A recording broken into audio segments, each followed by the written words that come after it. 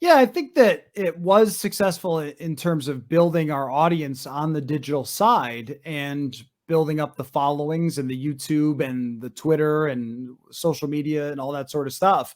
It just was the fact that, I think sponsors weren't really ready for that. Things really changed in the last 2 years when it comes to sponsors even acknowledging social media. Like we're seeing just an explosion of advertising on not only internet websites and everything else, but I mean, especially on YouTube and on podcasts. And the company that I work with now with Blue Wire, I mean, look at them, a meteoric rise for them, just being a little ahead of the game in knowing that if they started selling a bunch of podcasts together to sponsors, that the sponsors would eventually get it, that this is where everybody is now.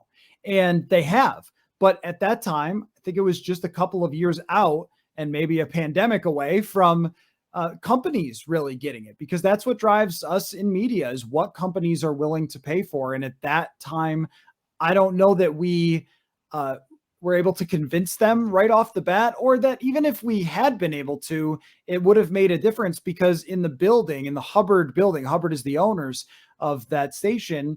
They have other stations that are very, very successful and that make a lot of money. And we were the ones that were lagging behind and saying, hey, just give us like 5 more years and trust me, this will catch up. Well, that would have been fine if the pandemic hadn't shut everything down. And a lot of people, a lot of sponsors and companies sort of panicked after that and pulled their advertising. And I think that maybe the company did too. I can't speak for them. I don't know why they made the decision. I never got an explanation. But I mean, I think that in hindsight, that was probably it, that they lost sponsors right away and said, where can we cut from to make up for this? Let's cut from over here because that's not making money instantly. And had they sort of stayed the course, it would have come around. And I'm sure that what's left of it now probably is doing much better than it was at the time. So I think that, maybe being ahead of the game is always something he's talked about as being good, but maybe in this rare instance worked against us a little